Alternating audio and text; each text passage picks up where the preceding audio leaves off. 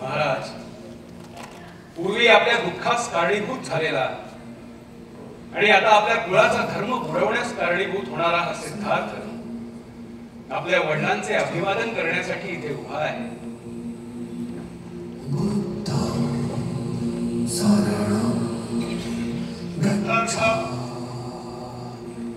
इतकी महत्वाची आणि लोकोत्तर व्यक्तिमत्वाची भूमिका आपण करतो आहोत, त्याचं बर्डन घेण्यापेक्षा आपल्याला योग्य मार्गदर्शन मिळेल आणि योग्य ज्या काही गोष्टी आपल्याकडनं अपेक्षित आहेत परफॉर्मर म्हणून त्या सगळ्या काढून घेतल्या जातील ह्याची एक खात्री आहे मला.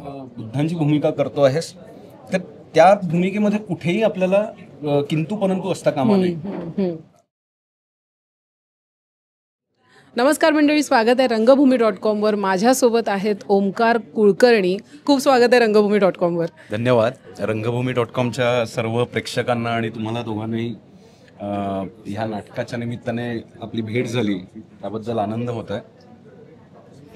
भगवान बुद्धांची भूमिका करतोय संन्यस्त खडगामध्ये. खरंच खूप कसा अनुभव आहे, म्हणजे चॅलेंजिंग असेल. मनुष्याची अशी समजूत आहे की नरकात भयंकर यातना भोगाव्या लागतात, तेव्हा त्या यातना इहलोकीच भोगल्या की स्वर्गाचा मार्ग सोपा होतो आणि स्वर्ग मिळणे म्हणजेच मुक्ती, ह्यालाच ते लोक मोक्ष समजतात. पण गंभीर आनंदाची गोष्ट ही की आपल्या विरुद्ध तत्वाचे व्रत पाळणाऱ्या तपस्व्यालाही हे महानिग्रही तपस्वी त्याचे व्रताचरण करण्यापासून रोखीत नाही. पण भगवान, अशा तपांनी मोक्ष मिळतो? स्वानुभवावरूनच मला जे आत्मसात झाले ते हे की देहदंडन करून देखील आत्मिक शांती लाभत नाही. चॅलेंजिंग तर आहेच. एकतर भगवान बुद्धांसारखी एक लोकोत्तर व्यक्ती करायला मिळणं हे आव्हान तर आहेच, पण एक असं म्हणता येईल की थोडंसं आमचं जे काही डोक्यावरचं ओझं आहे ते आम्हाला दिग्दर्शक इतके अप्रतिम मिळालेले आहेत की ज्यांचा रंगभूमीच्या इतिहासाचा अभ्यास आहे, इतिहासाचा अभ्यास आहे, राजकारणाचा अभ्यास आहे. तर सर्व विविध गोष्टींचं ज्ञान असलेली एक व्यक्ती आपल्याला आधार द्यायला आणि मार्गदर्शन करायला आहे. ह्या गोष्टीमुळे ऋषिकेश जोशी यांनी कास्ट केलं ह्या नाटकामध्ये. ह्या गोष्टीचं याचा आनंद जास्त आहे रादर दॅन की एक इतकी महत्त्वाची आणि लोकोत्तर व्यक्तिमत्वाची भूमिका आपण करतो आहोत, त्याचं बर्डन घेण्यापेक्षा आपल्याला योग्य मार्गदर्शन मिळेल आणि योग्य ज्या काही गोष्टी आपल्याकडनं अपेक्षित आहेत परफॉर्मर म्हणून त्या सगळ्या काढून घेतल्या जातील ह्याची एक खात्री आहे मला. एकतर सावरकर साहित्य आणि सावरकर विचार हा माझ्या लहानपणापासूनच, वडील माझे अरविंद विठ्ठल कुलकर्णी हे जर्नलिस्ट असल्यामुळे आणि त्यांना सावरकर विचाराची फार आधीपासूनच माहिती असल्यामुळे त्यांनी ते बाळकाडू मला दिलेलं होतं. त्यामुळे सावरकर विचाराविषयी अशी काही अनभिज्ञता नव्हती. त्यामुळे मला खरं तर संहितेमध्ये शिरणं किंवा संहिता समजून घेणं ह्याबद्दल फार कष्ट तसे पडले नाहीत. किंवा इव्हन भाषेच्या बाबतीत सुद्धा असं काही आपण खूप जास्त अवजड काहीतरी भाषा बोलतो असं काही झालं नाही.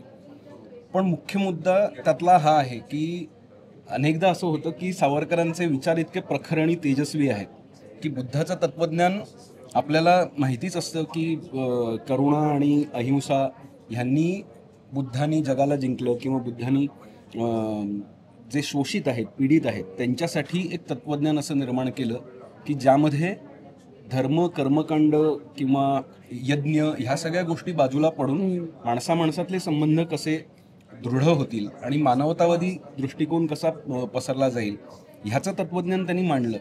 पण त्याबरोबरीनं ते तत्त्वज्ञान ज्यावेळेला कसोटीचा प्रसंग येतो आणि जेव्हा असा प्रसंग येतो की जिथे एखादा दुष्ट मनुष्य ह्या तत्त्वज्ञानाचाच नरडीचा घोट घेण्याचा प्रयत्न करतो, तिथे मात्र काय करायला लागेल ह्याचं जे मार्मिक विवेचन तात्यारावांनी केलेलं आहे. तर ते माझ्यासाठी वैयक्तिकदृष्ट्या नट म्हणून नाटक ज्यावेळेस पुढे जातं त्यावेळेस विक्रमाचे जे संवाद आहेत ते ऐकताना मनातून मला असं वाटतं की अरे हे बरोबर आहे की काय. तर तिथे मग दिग्दर्शक म्हणून मला असं वाटतं की ऋषिकेशनी ह्या गोष्टीतनं मला पूर्णपणे कॉन्फिडन्स दिला या गोष्टीचा आणि मला ताळ्यावर आणलं की हे बघ बुद्धांची भूमिका करतो आहेस तर त्या भूमिकेमध्ये कुठेही आपल्याला किंतु परंतु असता कामा नये. अहो मनुष्य मात्रातील हे दीन अस्पृश्य परम दुःखी आहेत. त्यांच्याकडे खायला नाही, प्यायला नाही, राहायला नाही. प्रेमाने त्यांच्या पाठीवरून हात फिरवून त्यांचे समाधान करण्यास कोणी त्यास उरलेले नाही. अहो संपूर्ण चराचराला दुःखमुक्त करण्यासाठी आपलेही सहकार्य लाभावे हाच तर माझा कपिल वस्तू परत येण्यामागचा प्रमुख उद्देश. तेव्हा आता आपणही संन्यासाची दीक्षा घेऊन भिक्षू संघात समाविष्ट व्हावे अशी माझी इच्छा आहे. आणि जरी तात्यारावांनी हा विचार जरी मांडलेला असला तरी सुद्धा बुद्ध विचार देखील तितकाच महत्त्वाचा आणि जगासाठी उपयुक्त, जगावर काहीतरी जगाला मार्गदर्शन करणारं, उन्नयन करणारा असा विचार तो आहे. त्यामुळे दोन्ही विचारांना महत्त्व आहे आणि दोन्ही विचार आपापल्या ठिकाणी रास्त आहेत. स्थलकाल परिस्थिती काय आहे ती बघून आपल्याला ह्या दोन्ही विचारांपैकी कोणता योजावा, कोणता वापरावा ह्या गोष्टीचं भान ठेवणं हेच खरं तर आपल्या समोरचं आव्हान असतं. आणि आत्ता आपण जसं बघतोय की युद्ध परिस्थिती आहे, Iran America, Iran Israel, Ukraine आणि रशिया किंवा भारत आणि पाकिस्तान, तर ह्या सगळ्या पार्श्वभूमीवरती जो मनुष्य दुष्ट शक्ती रिप्रेझेंट करतो आहे त्या दुष्टाचं दुष्टत्व जर का आपल्या टॉलरन्सला हानिकारक ठरत असेल, घातक ठरत असेल तर त्याचं आपण निर्दालन कसं करायचं, त्याला कसं निपटवायचं ह्या एका मुद्द्यावरती तात्यारावांनी हे तेव्हाच लिहून ठेवलेलं आहे. म्हणजे अगदी साध्या शब्दात सांगायचं तर हे नाटक काही हिंसेला प्रमोट करणारं किंवा अहिंसेविषयी काही टीका करणारं असं काही नाटक नाही आहे. एका शब्दात सांगायचं तर हे नाटक मानवतावादी नाटक आहे की मनुष्याचा जीव, त्याला काही किंमत आहे आणि जर त्याचा कोणीतरी खून करणार असेल किंवा त्याची हत्या करणार असेल तर ती हत्या थांबवण्यासाठी शस्त्र उचलणं हा देखील आपला धर्मच आहे, ते देखील नैतिक कर्तव्यच आहे, त्याच्यापासनं ढळून चालणार नाही.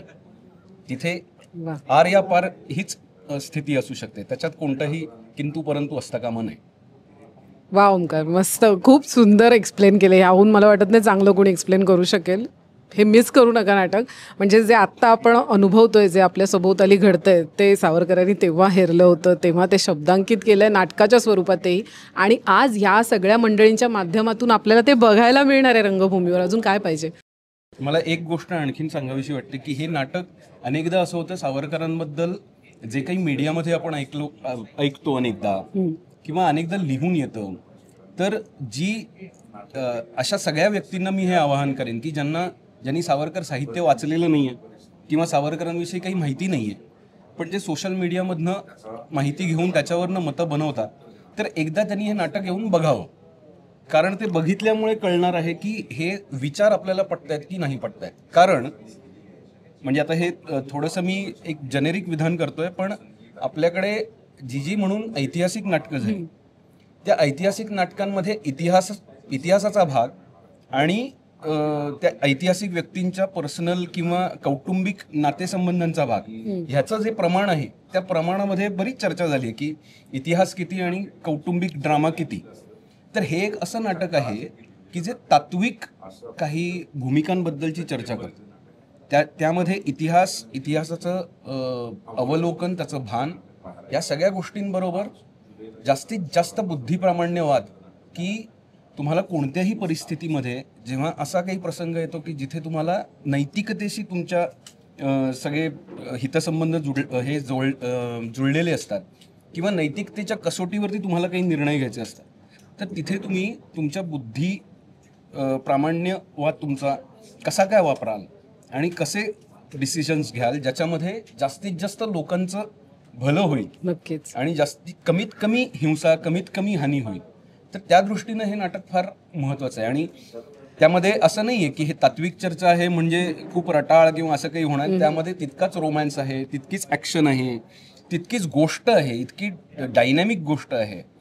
अर्थात म्हणजे आता लेखकाचंच आयुष्य जिथे एवढं ड्रॅमॅटिक आहे, तिथे ते नाटकामध्ये तो ड्रामा यायलाच पाहिजे. आणि दिग्दर्शक ऋषिकेश जोशी आहेत म्हटल्यावरती त्यात मध्ये मध्ये तो ह्युमरही पेरलेला असणार, त्यात थोडं गंभीर सीन असणार, थोडे त्यात रोमॅन्टिक सीनही आहेत, सगळे रंग त्यात बघायला आणि मिळणार. तत्वज्ञानाची सुद्धा चर्चा आहे. नक्कीच नक्कीच. ओमकार, खूप शुभेच्छा. आम्ही खूप उत्सुक आहोत तुझा परफॉर्मन्स बघण्यासाठी. प्लीज एक आवाहन तुझ्याकडून प्रेक्षकांना नाटकाला येण्यासाठी. सर्व प्रेक्षकांना माझं हे आवाहन आहे की संन्यस्त खड्ग, संगीत संन्यस्त खड्ग 8 जुलैला शुभारंभ होतो आहे. तर तुमच्या शहरामध्ये आम्ही प्रयोग घेऊन येतो आहोत. तिकिटाचे दरही स्वस्त आहेत, 300, 200 आणि 100. तर कृपया सर्वांनी हे नाटक बघा. नाटक बघितल्यानंतर आपलं मत ठरवा. आणि मला खात्री आहे की नाटक बघितल्यानंतर तुम्ही सावरकर विचार ह्याचा अधिक साकल्याने, अधिक सखोलपणे त्याचा विचार कराल. पण असं नाही आहे की फक्त ह्या विचारासाठी म्हणून हे नाटक बघायचं आहे. नाटक म्हणून ते तितकंच डायनॅमिक आहे, नाटक म्हणून ते तितकंच नाट्यपूर्ण आहे. तर एक पूर्ण नाटक बघितल्याचा आनंद, एक अनुभव. 13 नट आहेत नाटकामध्ये. तर विविध पात्र, विविध लेवलची, वेगवेगळ्या बॅकग्राऊंड्सची अशी ती पात्र सगळेजण रंगवत आहेत. आणि इतकं चांगलं म्युझिक, वेशभूषा, नेपथ्य, दिग्दर्शन, ह्या सगळ्या गोष्टी मिळून जो काही एक पदार्थ घडलेला आहे, तर त्याचा अनुभव घ्यावा आणि आस्वाद घ्यावा अशी माझी कळकळीची विनंती.